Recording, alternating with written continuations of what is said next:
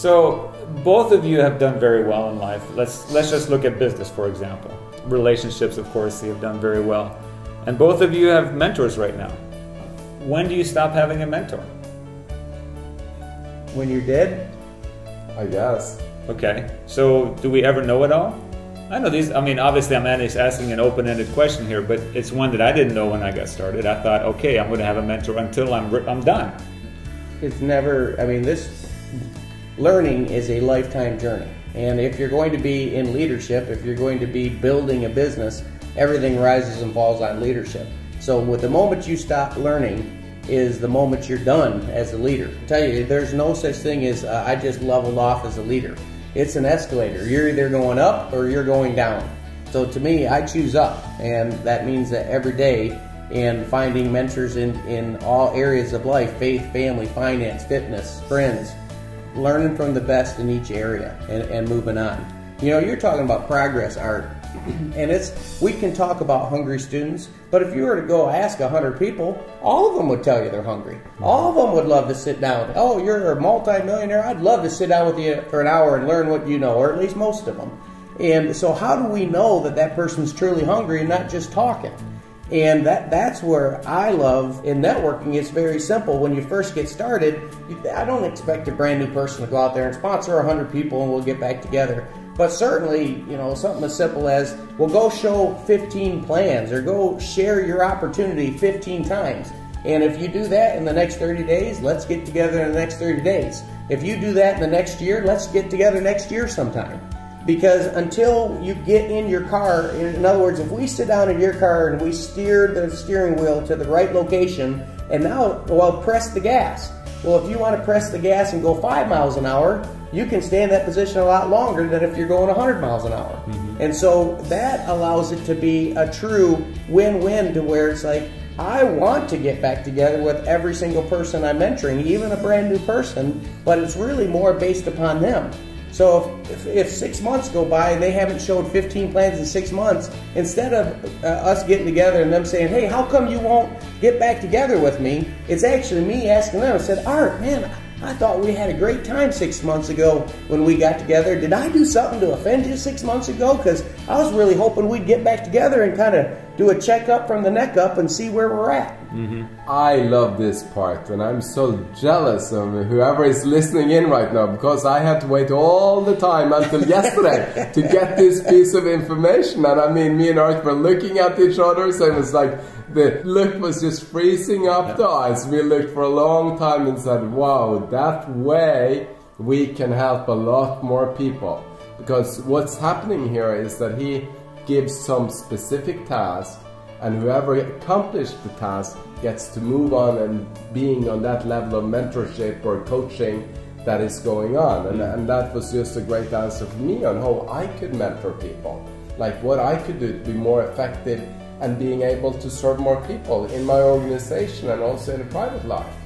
Yeah, and we'll speak on the next CD on the reverse side. Here we're going to be going, okay, do we need mentorship and progress? And progress can also look like I'm having a conversation with one of my mentors. They say, man, I just read this book. I think it would help you. And the next time we get together, the mentor says, have you read the book? And I say, I don't think I've even purchased it. Guess what? I feel ridiculous. So progress can be just taking the advice and applying the advice, be it in the network marketing business, relationships. And that's such a fundamental key, is that if you're searching a mentorship, it's actually because you're searching for having that person speaking advices into your life for you to apply them in your life. And as long as you take the action on the steps they give you and your results increase, you continue seeing that mentor. If you take the action steps that they give you and you have no results, that's the time you look for a new mentor. Well, if you think about it, guys, if someone sits down with me and we're talking through and we're talking about going from dependent to independent to interdependent, for example, and we take 20 minutes at the end of our mentoring session to go through some of this, and then I say, well, all right, well, let's get back together. Let's say they've been in business for 6 months or so. And we say, well, let's get back together when you show 15 plans and pick up 7 habits of highly effective people and read that, and we'll go in a little bit more detail after you've read that. Well, now that's not unreasonable for a mentor to give a homework assignment to the student. Remember, the student's hungry, wants to learn, and one of the greatest benefits of having a mentor is to recommend the right reading. If you know a $15 or $20 book, the real cost of the book isn't the $15 to $20. It's the 6 or 7 hours you're going to read it. Most people make more than $2 an hour, and so the real cost is in what you're reading. And so to have a mentor to guide the right reading at the right time based upon where you're at, that's gold. I mean, it's the amount of time that saves for an individual. It just blows my mind in networking. How many people have access to people that have the answers? It's like Albert Einstein said, the significant problems we face in life cannot be solved at the same level of thinking that created them. So here you are at that same level as your problem because you created the problem. And there's some mentor that's way above that problem, that handled that problem years ago, that already has the answer, and yet I'm fighting it out, I'll do it my way. Perspective, that's what this brings up, is all of a sudden, for me, I had to recognize, okay, I'm mentoring, one of my mentors, and they just gave me a piece of advice that I think is ridiculous. Okay, let's say that's the first response I have. And I have to recognize that maybe they're on top of the mountain and I'm just climbing the mountain. And even though the advice seems to be contrary to how I feel or what I want to hear, that I should take it into consideration. Talk to me a little bit about this idea of perspective and that we should respect the perspective that our mentors have. Well, here is a clue. If you dislike the advice you got, I think you really needed it. If you don't like the CD you're listening to, I would listen to it one more time.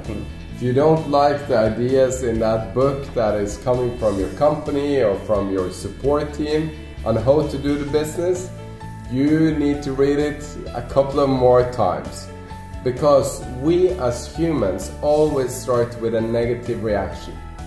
That's our first automatic response, because from we were small, we're trained to react to new things.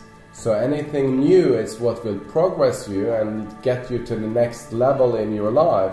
But we often say, no, I don't know if that's going to happen. No, I don't think it can be that way. And we have that to protect ourselves because we all have comfort zones. So I would say that's the first step here, is that we recognize when we feel that this is going to be difficult. That's when we really needed the advice. So that's like, use that as a recognition point in your life, that when you don't like it, then you better go and do it.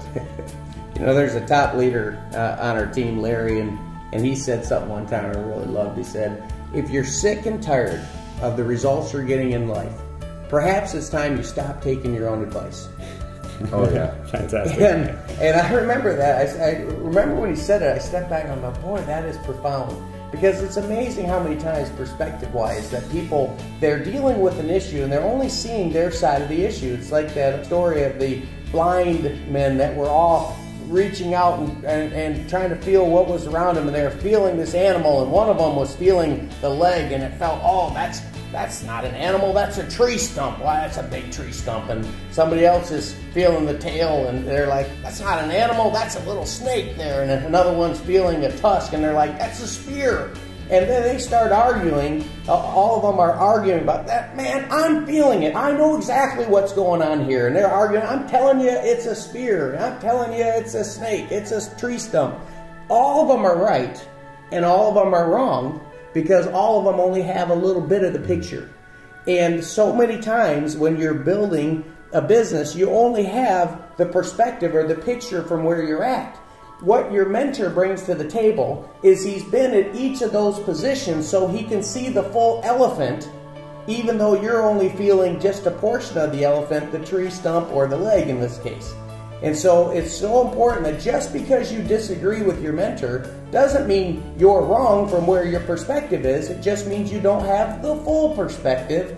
And sometimes it gets back to where you have to trust your mentor. That's why you find a mentor, someone you say, I like the results that they're producing in life, because you have to buy into the leader before you're going to buy into his or her mentorship. So there's a degree of trust here. We have to create deposits of trust into each other to take that advice on you. Oh, absolutely. Another way of saying what you just said is like, if you continue to do whatever you're doing, you'll continue to get the results you have. So You get a mentor to get a different perspective, so you start doing something differently, and guess what? You'll get a different result. And then you, like you say, you plan to review is what we say. Plan to review, adjust, correct? Plan to review, adjust, correct. PDCA. And you do that until you have the result you wanted. I think that's key. That's what the mentor's task is to make you turn, is kind of put you on another trend, another path. What's that saying? Learn from experience, preferably someone else's. If you can actually borrow, if you start mentoring with someone that's got 5 years experience in what you're doing and you're brand new, then doesn't it make sense to learn as much as you can from the PDCAs and the time involved from your mentor, so that you can speed up, that you can actually jump from, you can learn what he's or she's learned in 5 years, you can learn over the next year, and that puts you 4 years ahead of your mentor. I mean, perspective-wise, I believe that every student should produce better results than the mentor, because they get to access all the experience the mentors had without having to go through all the pain of the process. That is so true, and I just wish I took that advice the first time I heard it. I think all of us do.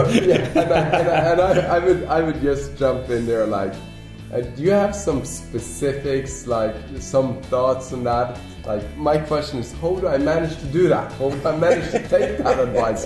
What should I do to become better at taking the advice?